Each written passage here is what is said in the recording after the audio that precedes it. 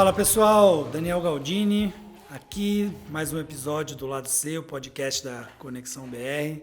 Estou aqui com o meu parceiro de várias jornadas, Eric Belletti. Junto de novo. E mais um episódio aí muito especial. Aliás, Eric, a gente está se especializando em fazer podcast com mulheres, né? É verdade, hein? Né? Então, tipo, mais um. Mais um. E hoje a gente tem uma convidada aqui muito especial. E só vale um disclaimer, que isso aqui era para ter sido o primeiro episódio. E a gente, tudo que é bom, a gente tem que fazer de novo. Então aqui de novo aqui, uma convidada... A gente teve o contratempo, né, na primeira gravação. Eu não me saí muito bem, né? Não fala isso.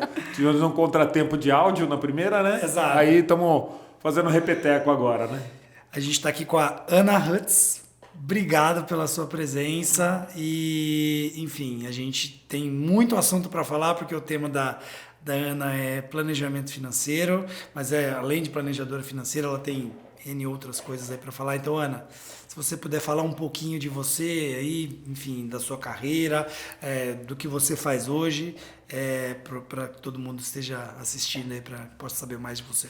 Obrigada, Daniel. Obrigada, Eric. É um prazer estar aqui de novo, né? Agora para valer, né? E contando um pouquinho, para quem não me conhece, então eu sou economista, de formação eu sou economista e historiadora, né? E eu trabalho hoje especificamente com planejamento financeiro e wealth management na UNK. Tá. Na minha carreira, eu comecei bem novinha, trabalhando como economista, fiquei muitos anos numa consultoria econômica grande, que é a LCA. E é interessante porque eu rapidamente fui seguindo uma carreira de professora em paralelo, né? Na academia, hoje eu dou aula na PUC São Paulo, e é uma coisa que eu não consigo largar, eu vou levando as duas carreiras, acho que vai ser assim para sempre, eu adoro, né? E no meu trabalho como planejadora e no trabalho de wealth, eu atendo especificamente famílias, né? Então, acabei me especializando nisso, em entender as necessidades das famílias, as necessidades financeiras, que nunca são só financeiras, são necessidades de vida. E hoje eu trabalho com isso, eu dou aula na universidade e eu atendo essas famílias, tanto com planejamento financeiro, educação financeira, como com toda a parte de investimentos, né? Tudo aquilo que diz respeito a patrimônio, de alguma forma, e a vida, né? O planejamento de vida. Eu faço isso hoje o dia inteiro, praticamente. E até legal esse tema, né, Eric? Porque assim, no nosso dia a dia aqui, a gente está muito habituado a falar com os nossos clientes, enfim, eles ouviram a gente falar sobre investimentos. E naquilo que você faz, investimentos é só uma parte do todo, né? E parte da sua carreira, aí você mencionou que é a parte de atuar como professora, né? Sendo bem objetivo, como é o brasileiro em relação à educação financeira, né? Enfim, quais são as maiores lacunas, onde ele precisa se desenvolver mais nessa parte de educação financeira na sua percepção aí. Bom, Daniel, você imagina, educação já é uma questão no Brasil. Educação financeira é uma questão maior ainda, né? Sim.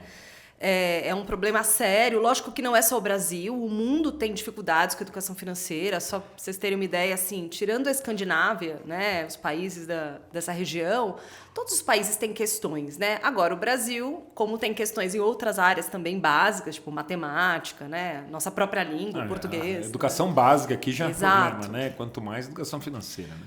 E a educação financeira, ela também mexe com outras coisas, porque ela tem um lado daquilo que você aprendeu, ou deixou de aprender, no caso, que é bem isso.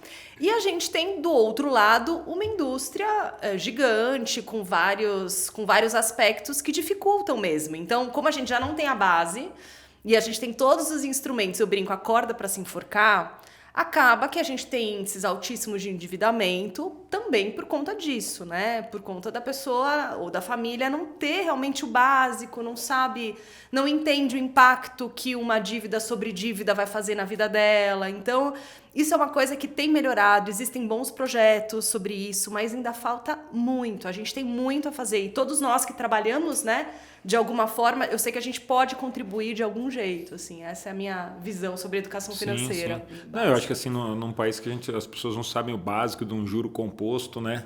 E as pessoas muitas vezes são incentivadas assim, a endividar, né? Com um nível, às vezes, educacional tão raso, né? Não tinha como dar outro problema, né? De você ter uma massa de pessoas endividadas que muitas vezes não conseguem vende o almoço para pagar o jantar porque estão com dívida até o pescoço, né? E isso é muito educação financeira, né? Eu acho que a falta de disciplina é um item de educação financeira, né? Porque eu acho que as pessoas têm que se planejar, né? Acho que disciplina, quando eu falo disciplina, no sentido de planejamento, né? As pessoas gastam e depois pensam como é que vão tampar o buraco da conta, né? Na realidade, ela deveria planejar aquele gasto com uma forma racional, né? E aí sim efetivar aquela despesa, né? E eu concordo muito com o que você está falando, Érico, porque assim, no Brasil, se você acompanhar os conteúdos de redes sociais, enfim, você vê muita gente falando de investimentos, né? Dá-se um peso muito grande sobre investimentos e um peso muito pequeno de planejamento sobre planejamento financeiro. E como eu falei no início, né? Enfim, investimentos é só uma pequena parte, não sei se nem talvez não seja nem a parte mais importante de todo o planejamento financeiro. Na verdade, acho que ela é a cereja do bolo, né?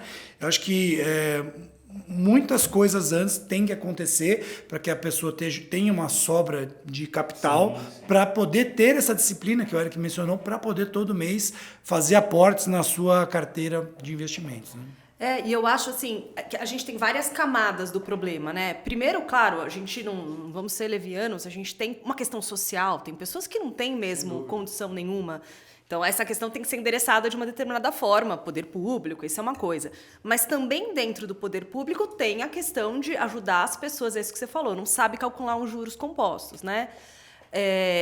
Que é uma coisa básica da matemática. Sim, e isso aqui no Brasil, que o juro é alto, né? Sim. Mais crítico ainda, né? Sim. Você está lá nos Estados Unidos, tudo bem, é um país que incentiva você também a ter dívidas, né? Também, e você fazer financiamento de imóveis, financiamento não sei o quê, blá, blá, blá. Beleza, mas você está falando de um país que tem juros razoáveis, né? Baixos ali. Agora, você pega num país que nem o Brasil, com um juro aí alto, estratosférico, né? Estratosférico se a gente falar de Selic, porque quando a gente vai pegar ali no juro da dívida do cara que deve pro banco... Um cheque especial, absurdo, um cartão de crédito, né? Exato. Então, assim, num país que nem o Brasil, isso é ainda mais danoso, né? Num país como os Estados Unidos, ok, você se endivida, mas o juro é aceitável, né? A economia é montada para isso rodar sem maiores problemas. Agora, aqui o cara enterra a alma, deveria ser o básico. Nisso, né? Mas e aí, eu acho que entra um pouco isso que o Daniel falou, né? Você tem muito esse conteúdo falando de investimento. E é sedutor, né? Sim, às vezes... sexy.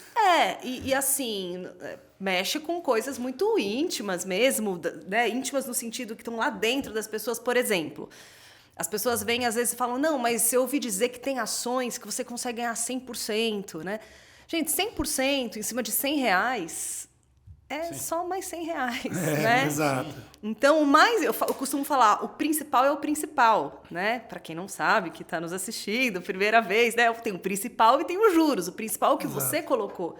Se você colocou pouco, não tem juros que façam milagre, né?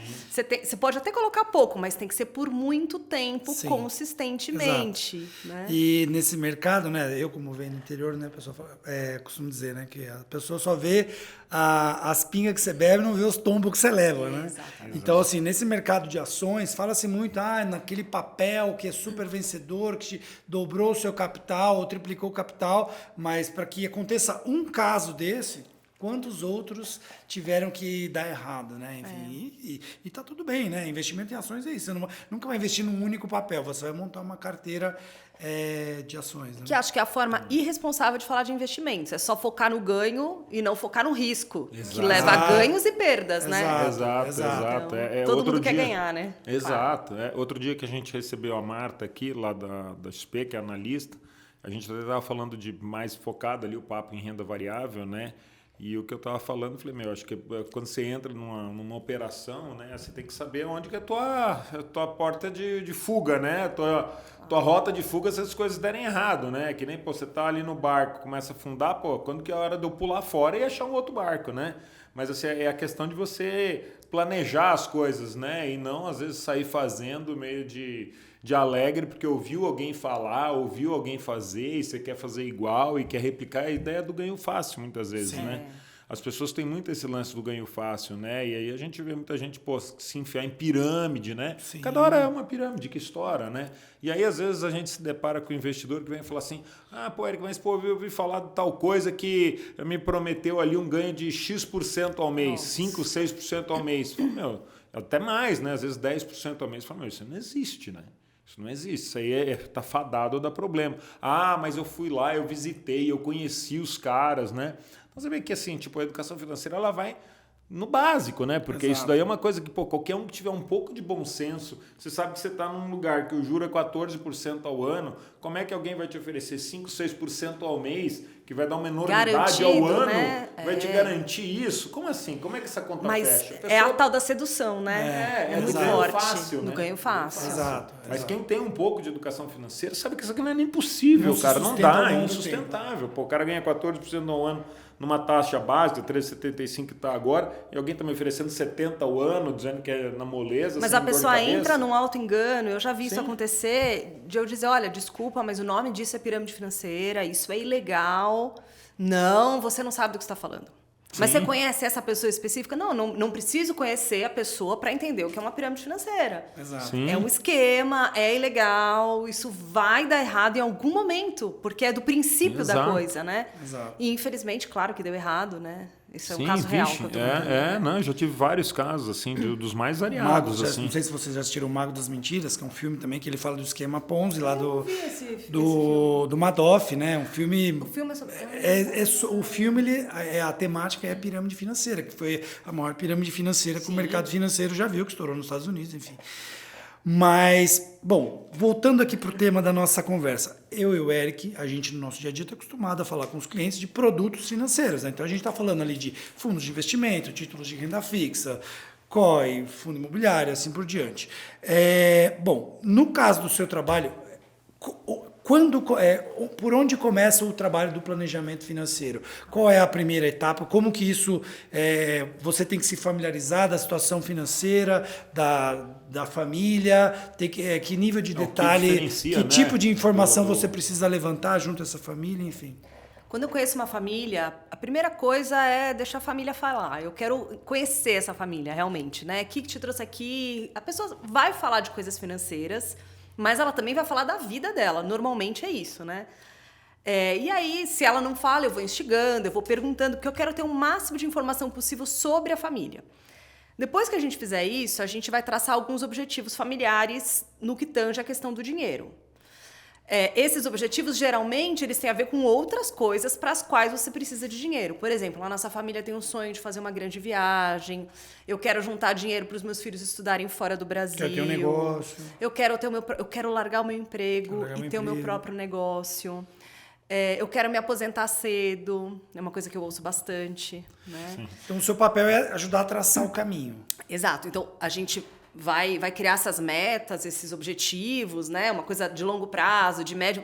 Eu costumo falar que a gente tem que ter pontos de checagem, né? Então, tudo bem, eu posso ter uma visão lá na frente, mas qual que é o meu ponto de checagem para eu chegar até lá? E aí é o planejamento. Mas você guarda dinheiro hoje? Quando sobra, né? Então vamos inverter isso aí. Ou, na verdade, eu tenho uma dívida. Ou, na verdade, eu tenho várias dívidas, né? Sim. Depende do caso. Ou, se é um cliente de wealth, ele geralmente já tem um patrimônio. Mas o fato de ter um patrimônio não quer dizer que essas etapas não tenham que ser cumpridas.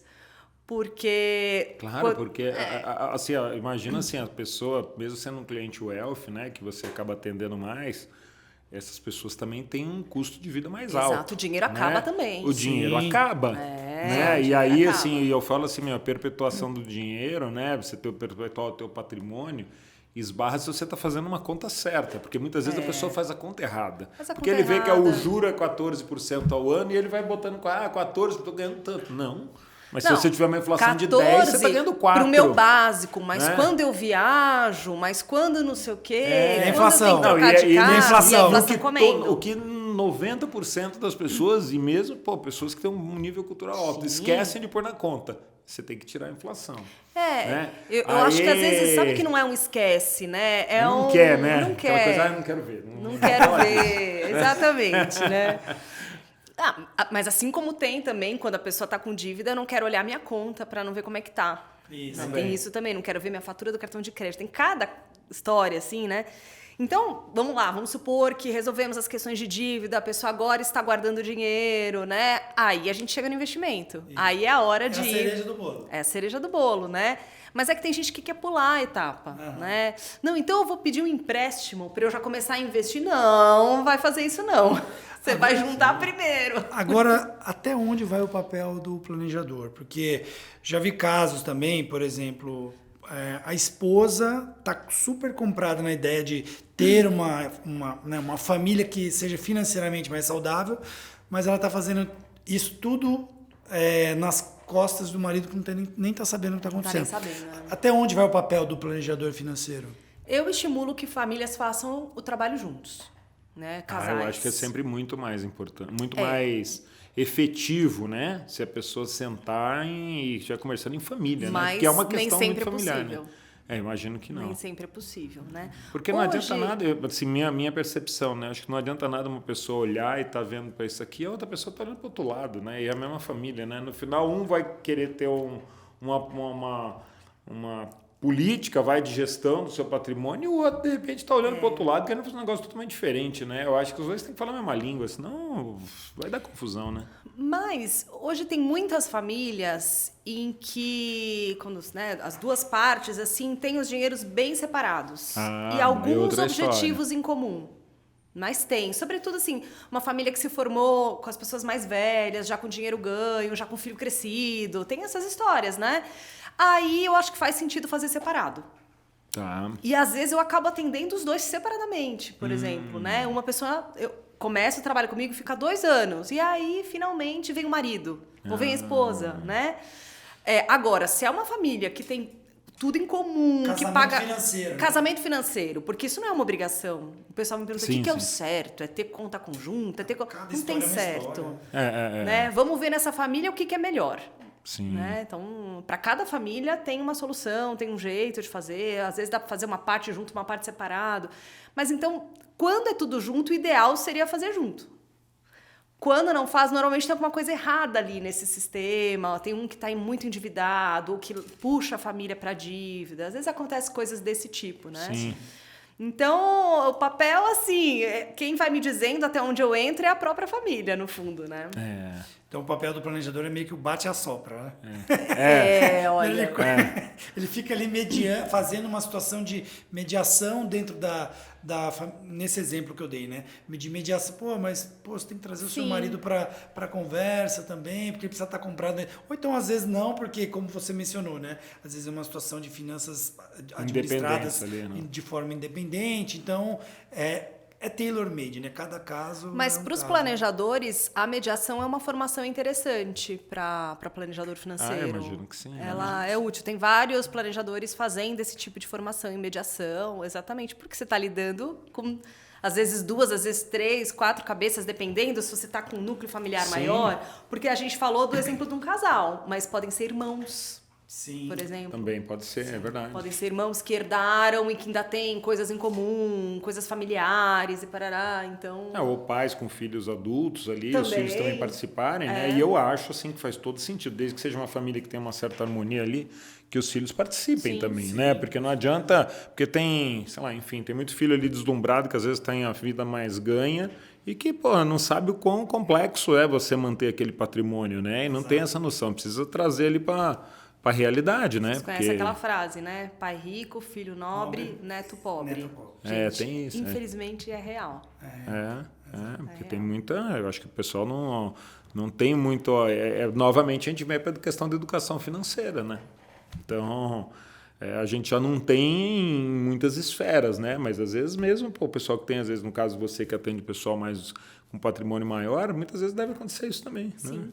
O filho não tem educação financeira, o pai de repente está lá, os pais, né? Enfim, o filho não está nem aí, né?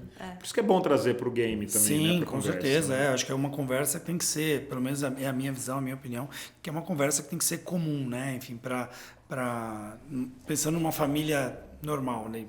Que tem que ser um tema que tem que ser compartilhado entre famílias. Agora, Ana, uma pergunta que eu queria fazer para você é: que tipo de lições que a pandemia trouxe para as pessoas, né? Porque, enfim, num intervalo ali de poucos meses, a gente vinha de uma situação onde o mundo estava funcionando normalmente, como sempre aconteceu, e do nada uma pandemia onde as pessoas ficaram impedidas de circular ali como acontecia. Muitas pessoas foram mandadas embora dos seus trabalhos ou tiveram os seus negócios ali com as atividades comprometidas, trazendo para a realidade das finanças das famílias. Que tipo de lições a pandemia trouxe para as pessoas? A primeira e mais clara, assim, eu, às vezes, quando eu tentava explicar que as pessoas precisam ter uma reserva de emergência, que eu não uso muito esse termo, eu falo colchão de liquidez, porque eu falo que não precisa ser só para uma emergência, pode ser uma coisa boa, uma oportunidade, né? E tem gente que não. Sobretudo quando pensa no investimento. Ai, mas imagina, um dinheiro não precisa ser tão líquido assim, né? Não é necessário, vai render muito pouco. E eu falava, você precisa ter até 12 meses. Mas como? Não, porque você é autônomo, com uma posição mais frágil. Barará. Muita gente não comprava essa ideia. Depois da pandemia, todo mundo sabe do que eu estou falando.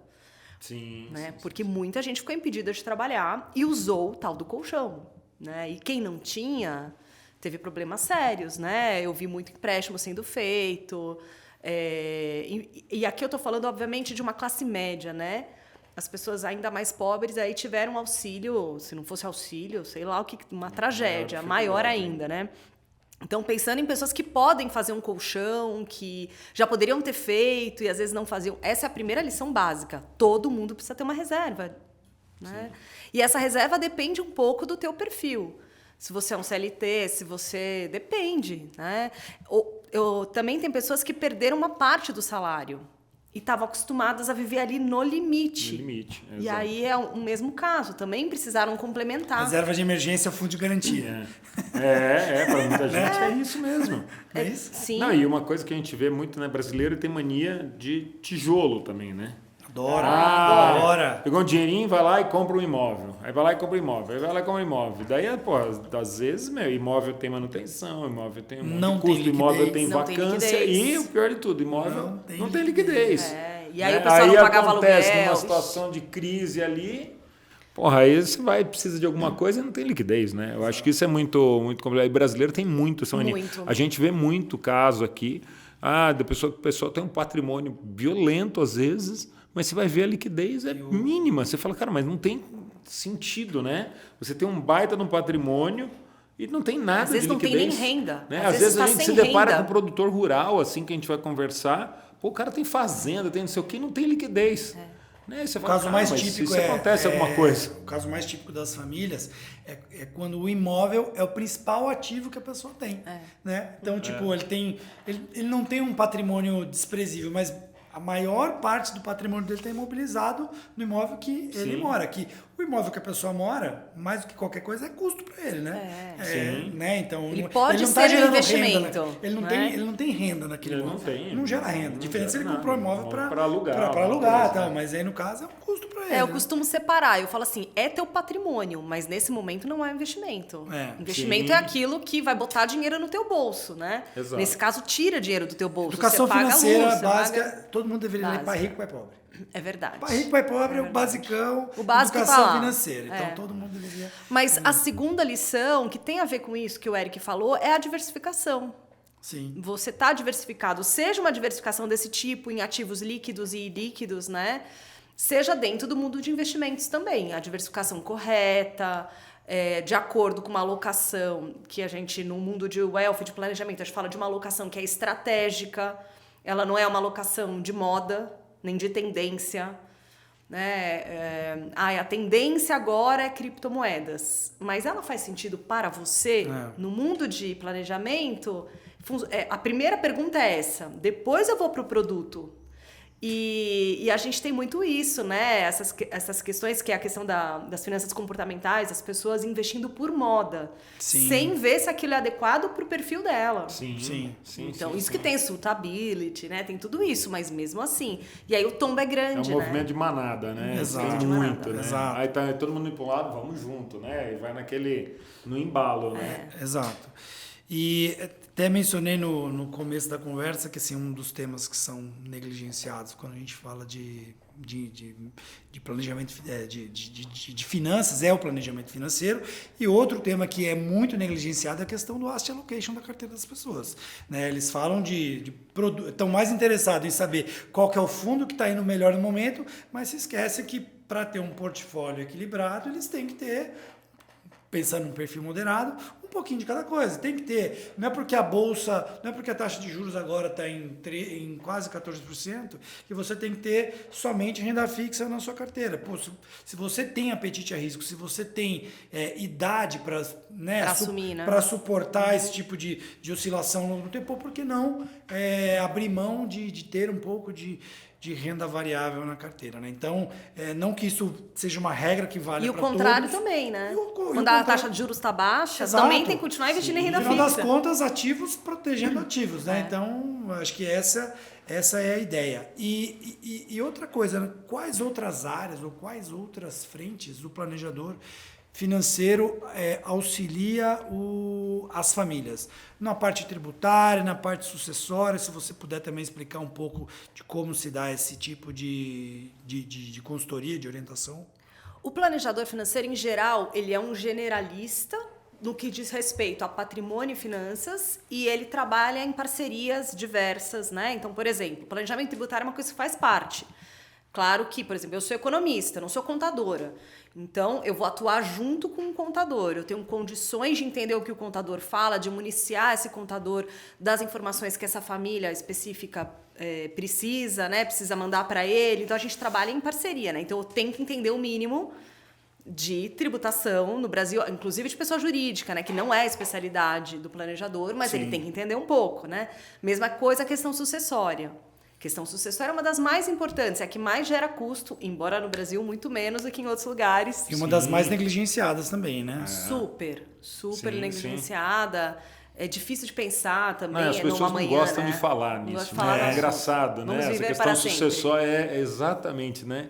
É totalmente tampar o sol com a peneira. Porque né? essa é certeza, né? Essa é a única certeza. Impostos e que vai morrer. Exato, exatamente. E aí tem gente que não gosta realmente de falar disso. Às vezes você vai falar com alguém, porque, sei lá, para usar um instrumento como uma previdência ou como um seguro nesse sentido, para pensar no planejamento sucessório, e você vê que a pessoa é um assunto meio que a pessoa é meio refratária a falar disso.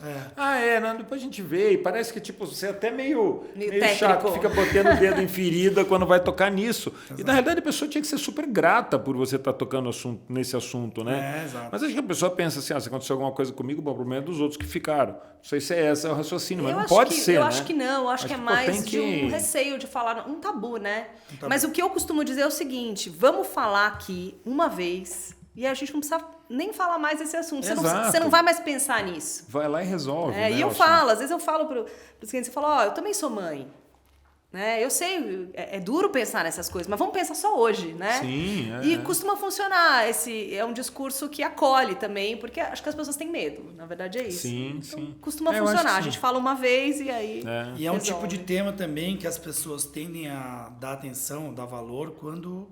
ele se materializa, né? Tive um caso familiar também, que foi parecido com isso, e eu vi a importância de você ter um veículo de sucessão, como uma previdência, na hora que a gente mais precisava, né? Não para mim, seria para minha mãe, né? Então, é realmente muito importante não negligenciar esse assunto quando se trata das finanças pessoais.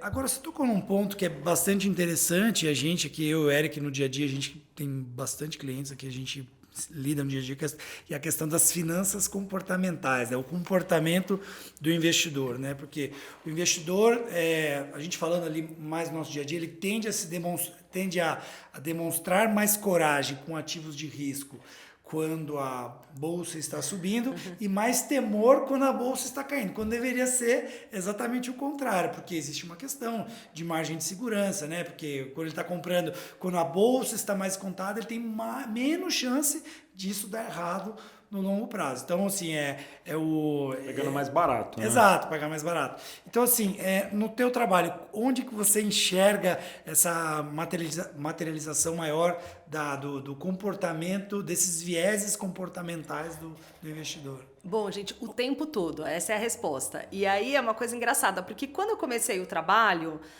eu já era economista há muito tempo, assim, né? Eu fui migrando, né, de atender empresas para atender famílias, né? Eu fui percebendo que o que eu gostava, sempre fui uma palpiteira de plantão, né? Acho que todos nós, né? As pessoas sempre pedem dicas, e aí eu fui vendo que não, peraí, esse palpite pode ser um palpite, né? Qualificado, pago, né? Uma brincadeira, mas é um pouco por aí que foi, né?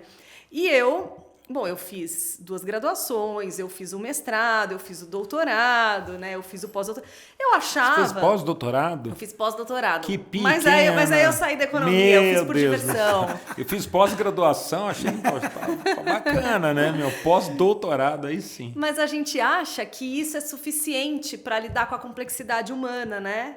E nem sempre é. Então, eu achava que, bom, as pessoas não sabem fazer juros compostos, eu vou fazer para elas. E, de fato, eu faço. Mas quando eu entendi que o mais importante era o comportamento, aí eu precisei estudar. E quando eu fiz faculdade, não era comum, já existia a economia comportamental e as finanças comportamentais também, mas não era comum. Quer dizer, o pressuposto de uma parte da ciência econômica o ser humano é racional. E aí vem uma nova ciência que vai dizer assim, olha, na verdade, não. Ele é previsível, mas ele de racional não tem nada. E aí começou toda uma... E eu vejo isso todos os dias. Sim. E eu acho que a educação financeira deveria passar por aí também. Não é só juros, eu acho que é identificar na gente mesmo, né? Sim. Eu falo, isso acontece comigo também, eu sou igual todo mundo, né? Eu também ajo de maneira emocional. Como é que a gente compara coisas? A gente só consegue saber o valor das coisas comparando. Então, é muito difícil mesmo, né? E eu também adoro quando ganha e quando perde. Eu tenho que fazer um esforço contra o meu instinto. Um exemplo das duas visões, né? Quando se confronta a aversão a risco e a aversão à perda, né? Uhum. Porque o investidor médio, ele não tem aversão a risco. A escola tradicional diz que ele tem aversão a risco. Sim. Mas, na verdade, ele tem aversão à perda. Porque ele aceita tomar mais risco se for para evitar uma perda.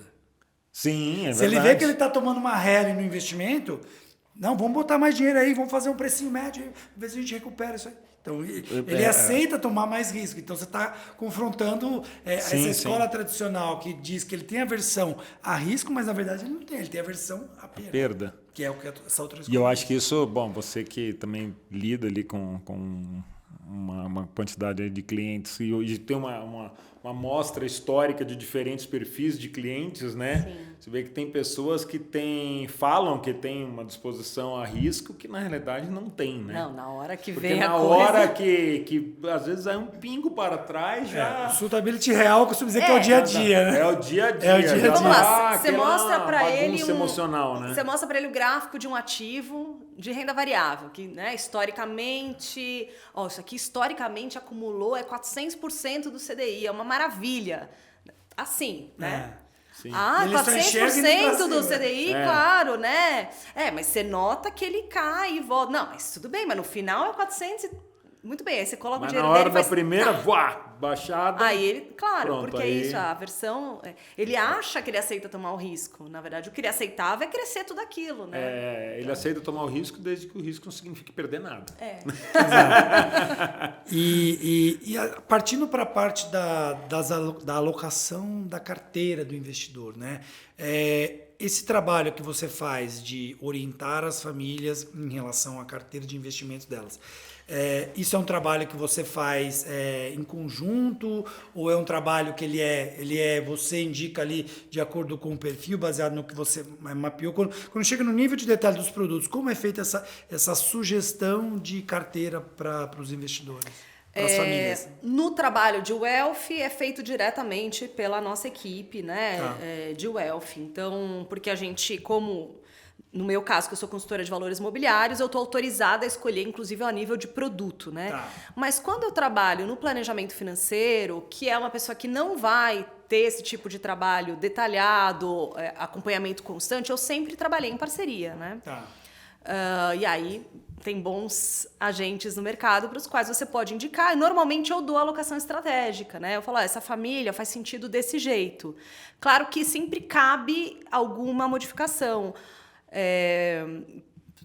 Geralmente, por exemplo, eu não abro num nível, assim, eu vou colocar renda fixa, renda variável, multimercado, vamos dizer. E você sugere, não, mas para essa pessoa, será que não valeria a pena um fundo imobiliário? Eu não tinha colocado originalmente. Aí eu vou contemplar. Então, isso é uma coisa que acontece bastante, né? Quando o investimento, por exemplo, é fora do Brasil, que daí já é um conhecimento mais específico também, você precisa trabalhar com parceiros.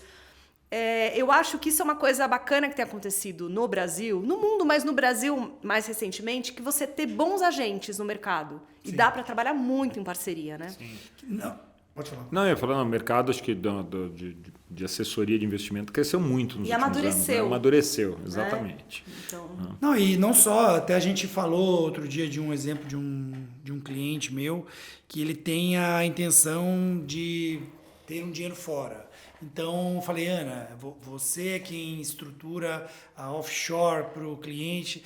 Eu falei assim, não sou eu que estruturo, mas eu vou indicar um profissional que faça isso. Então, assim, ele até sai um pouco das 4 linhas de investimentos e chega, por exemplo, nesse caso que o cliente quer mandar uma parte do patrimônio dele para fora para internacionalizar esse capital. Né? E acho que isso é importante também, né? Porque a gente nunca é especialista em tudo, né? Senão eu não Sim. chamava especialista, né?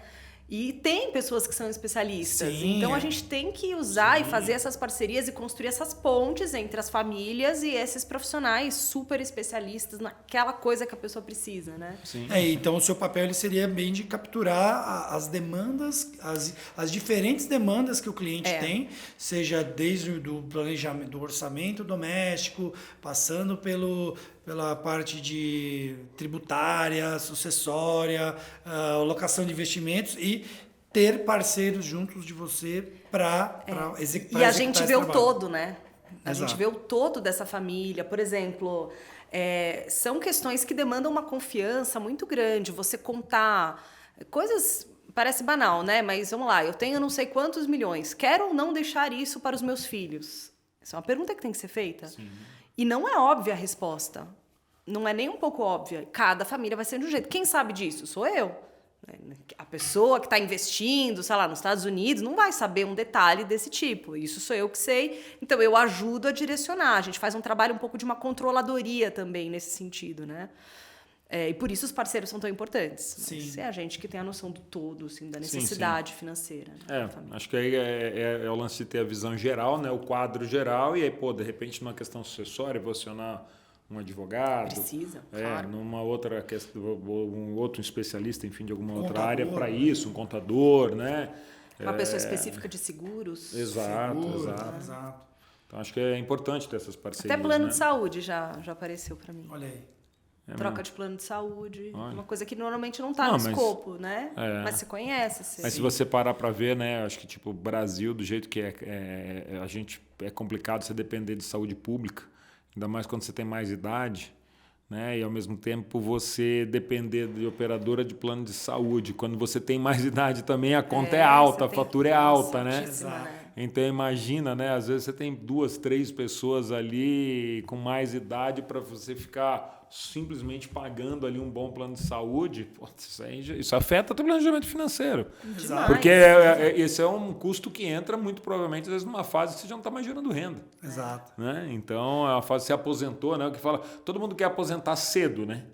E às vezes a pessoa se ilude, né? Que é fácil aposentar cedo. Aposentar cedo é difícil, pacas, né? Porque, que muita gente fala assim, o jogador de futebol, pô, tem uma baita grana. Mas esse cara, ele se aposenta muitas vezes com 35 anos. Eles têm um problema E se sério ele viver nisso. até os 95? Aquele dinheiro tem que Ele durar ganha 60 muito anos. num curto espaço de tempo. Exato. E depois ele tem Né? que fazer durar... Poxa. E aí assim, o pessoal fala, não, eu quero aposentar cedo. Mas você quer aposentar cedo, você tem que ter uma puta reserva, né? Exato. Porque para durar, se você viver até que nem era o Jorginho Guinle, né? Que era que ele falou assim, eu planejei errado quando eu ia morrer, né? O problema é que eu tô vivendo muito mais do que eu planejei, né? O dinheiro acabou antes, né? E eu não morri. Exato. Né? Então é mais ou menos a mesma situação, né? O pessoal fala, não, pô, quero me aposentar cedo, e aí no final das contas, pô, beleza, você se aposenta com 60 anos, você vive até 95, você tem 35 anos para se manter. Se você se aposentou com 60, você começou a trabalhar com 25, porra, praticamente você vai ter que viver com o que você juntou dos 20 até os 60, você vai ter que viver mais o mesmo tempo e no lá na momento frente, que você né? tem muito gasto... Que aumento assim, de gastos. o que você vai fazer? Porque eu costumo falar isso, mas o que você vai fazer? Você vai ficar em casa, tricotando, eu brinco, né? Como é que vai ser isso aí? Não, aí eu quero viajar o mundo. Eu falei, bom, então vamos botar o custo de viagem, porque... Aí né? viajar Não, o mundo em dólar ainda. Muitas vezes isso, isso né? envolve redução drástica de padrão de vida, né? Pois é, Sim. então... Você não está tendo geração de renda, a pessoa não tem essa percepção. Exato, né? Isso e eu acho que tudo isso esbarra numa questão de educação financeira. Então, também, é um né? sonho cada vez mais comum que me aparece, mas eu acho que isso acaba... são outras questões, né? A pessoa trabalha numa coisa que não gosta. Sim, São sim. outras questões, porque senão eu não colocaria as coisas dessa forma, né? Não, e eu imagino assim, você que lida com clientes, às vezes com um patrimônio maior, né? Pô, esse cara ao longo da vida, né? Ele às vezes fala, pô, tô cansando, vou querer parar. Mas ao longo da vida ele começou a criar um monte de penduricalhos de custo na vida dele, né? É a casa de campo, é a casa da praia, é o carro que é não sei o quê, é a viagem que a família está acostumada a fazer. O filho que eu ajudo porque quer estudar lá fora. O filho tem 30 anos. Ele ajuda ele às vezes, né?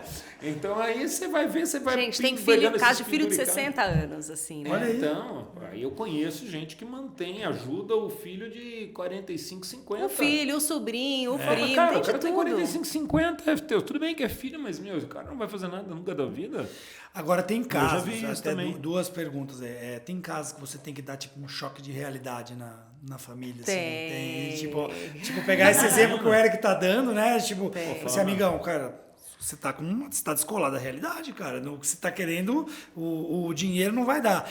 E também a questão de até pelo perfil de cliente que você atende, famílias de patrimônio mais elevado, enfim, de famílias que têm brigas ali, de partes da família, que você tem que ficar ali no meio, manejando a situação, poder falar um pouco desse tipo de cliente, desse cliente que está descolado da realidade também. O descolado da realidade, eu tento fazer a própria pessoa, né, através de perguntas. O que você acha que vai acontecer se você continuar fazendo isso? Geralmente isso é a bacana, própria porque pessoa... faz a pessoa refletir, né? Eu acho que isso é legal. Eu acho que isso é bacana. Mas às vezes acontece que daí a pessoa começa a chorar na sua frente. Acontece, né? Claro, porque é tudo ser humano ali, né? Sim. Do lado de cá, do lado de lá, todo mundo.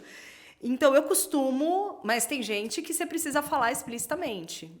Tá vendo o que vai acontecer? Mas aí eu faço conta. Faço um gráfico, ixi, acabou tudo. Nessa data aqui, né, o dinheiro dura mais não sei quantos anos.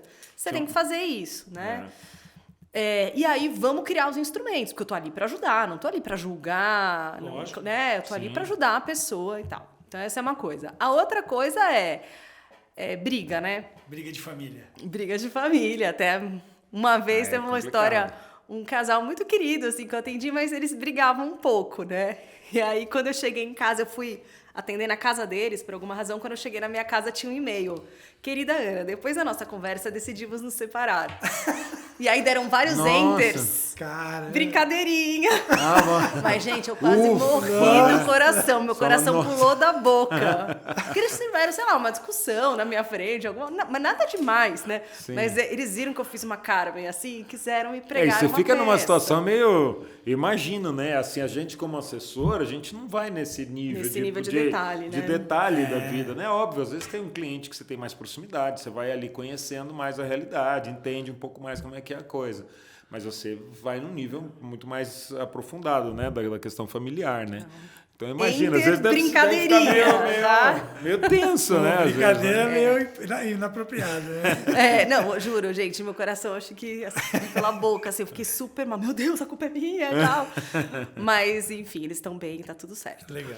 Mas acontece, né? Briga, desentendimento. Geralmente, as pessoas acabam se acalmando, né? Eu vou falando, conversando, tarará. Mas... Até o último livro que eu acabei de ler fala da história do Rubens Ometo, né? Que é o fundador. Na verdade, pertence à família ali do pessoal da Cosan, né? É uma família que tem muita briga, cara. Assim, são várias usinas, vários negócios, vários interesses envolvidos, primo, irmão. Puxa, ali também é um império, então, né? Para resolver isso aí. Exato. Então, assim, quando tem muito dinheiro envolvido, às vezes tem muito problema também para ser equacionado, né? Sim, Enfim, normalmente, então, né? Então, Normalmente, porque aliás, se tem uma coisa que causa problema em família é grana. é dinheiro. Frequentemente. Você vê aqui, né? um monte de família que tá tudo bem e a hora que você chega e, pô, de repente tem que decidir uma partilha de bens, alguma coisa, puta, vira um inferno, né? Ô, Ana, para a pessoa que tiver interesse no seu trabalho, na sua consultoria, no seu planejamento financeiro, como ela faz para te acionar? Tem um site? Enfim. Ela entra no nosso site www.unkalwealth.com.br. Ah, legal. E aí lá tem todos os meios Lá de tem contato. os meios de contato, exatamente. Legal. Então, fica aí a dica para quem quiser buscar aí um planejamento financeiro. À medida que o nosso patrimônio cresce ali, né? Acho que outros temas ficam mais relevantes, né? A parte sucessória, a parte tributária, enfim. Então, entre em contato aí com a Ana, que vai poder dar toda a assessoria para vocês. E, para finalizar, a gente sempre tem aquele bate-bola ali, aquela conversa de respostas curtas, né? Então, assim, Ana, o que na vida vale a pena um planejamento financeiro, uma viagem, alguma coisa que você acha que vale a pena fazer um planejamento? Se você fosse escolher um lugar para você viajar, enfim, o que você acha que vale a pena esse planejamento? Para mim, viagem é uma coisa que sempre vale a pena você juntar dinheiro para fazer. E a minha viagem favorita é Peru. Machu Picchu, ruínas, coisas assim, eu sou apaixonada. Ah, legal. Muito legal. Vale muito a pena. Legal. E um livro que para pessoa que pode ser um livro fora do mercado, enfim, ou alguma coisa mais ligada a planejamento de finanças, assim, que você possa indicar para as pessoas. De finanças, eu gosto muito de um livro do Dan Ariely, chamado Previsivelmente Irracional. É um dos meus livros favoritos. De tempos em tempos eu releio esse livro, né? Fala muito dos viés, né? Então, nessa área de Fala mais de finanças comportamento, comportamentais. isso, né? Fala. Ele é um dos caras mais É referência. sensacional. A própria história dele é muito incrível. Aliás, tem uns TEDs na internet dele, assim, que são maravilhosos, né? Tem vários cases. Legal. Muito, muito gostoso de ler. Meu favorito, eu gosto do Pai Rico, Pai Pobre, mas se eu fosse escolher um, assim, tem que ler um agora. Eu sempre volto pro Dan Ariely, sempre. Assim, ele é uma referência dentro da parte de finanças comportamentais, né? Sim. Da Ariely. E, enfim, uma mensagem final aí para as pessoas que estão querendo agarrar o planejamento financeiro com unhas e dentes e ter um 2023 diferente. A mensagem é assim, o planejamento financeiro, ele tem que contemplar, aí meu lado historiadora, né? O presente e o futuro. Então é a Ana do presente e a Ana do futuro em acordo. Né? Imagina que o Daniel do futuro olha para trás e fala assim, pô, Daniel, obrigada por ter guardado um dinheirinho para mim. O Eric do futuro vai falar a mesma coisa. É isso, é você pensar que vai existir você mesmo dali para frente, Sim, né? exato. Se você conseguir trabalhar com essa dimensão, o planejamento sai, né? Ou seja, não é viver só no presente. O presente é o que a gente tem, tudo bem, mas se vai existir um futuro, vamos trabalhar para que ele aconteça. Acho que é o equilíbrio, né? Buscar esse equilíbrio é super importante, né? O presente e o O futuro. brasileiro, assim, ele, de forma geral, né, óbvio, além de ser muito imediatista, que todo mundo sabe, o brasileiro é muito imediatista, também tem muito a questão do ego, né? Da ostentação, né? Então a gente vê muito isso. Até na questão cultural de músicas, etc., que tem aquela coisa do ostentar, né? Muitas vezes, isso é um retrato da sociedade também, né? Então, porra, de repente é uma coisa que você fala, cara, para quem está querendo fazer um planejamento de longo prazo, né? Pô, isso é uma coisa que muitas vezes compromete o teu próprio planejamento, né? E assim, você está vivendo numa sociedade que você tem que aparecer, que você tem que brilhar, que você tem que ostentar, que você tem que falar que você vai não sei aonde, que você vai não sei o que lá. E às vezes isso nem cabe na tua vida, no teu orçamento. Ninguém Você paga olhar seus aspiracional, boletos, né? É o O aspiracional. aspiracional, né? Eu quero ter Exato. uma BMW, quero ter um apartamento de tantos metros quadrados. Sim, em tal e às lugar. vezes você vai fazer a conta e fala assim, cara, mal consegue fechar a conta no mês porque criou tanto Exato. a história do penduricalho que eu falei antes, né? É isso aí. Então, isso tem muito, Achar né? esse equilíbrio, né? Eu acho que no final das contas, cada um tem que se ver como uma empresa, né? Tem Sim, a coluna dos ativos e dos passivos, né? Exato. No final das contas, né? Enfim, você tem que ter sobras ali, né? Para conseguir trazer daqui para cá, né? E é isso que você vai conseguir Exatamente. aumentar a sua coluna de ativos. Ana, muito obrigado. Dessa vez acho que saiu, né? Essa vez vai. Acho que o som está funcionando bem. Esperamos que sim. Né? Obrigado Obrigada, gente. Pela Obrigada sua legal, contribuição. Foi muito legal a conversa. E, enfim, muito Excelente. bacana ter você aqui. Obrigada, Muito bom, Ana. pessoal. Obrigado, Valeu. viu? Valeu, Dani, também. Valeu. Isso aí, tamo junto aí. Valeu, Ana. Muito bom. Valeu, isso aí. Valeu. Valeu.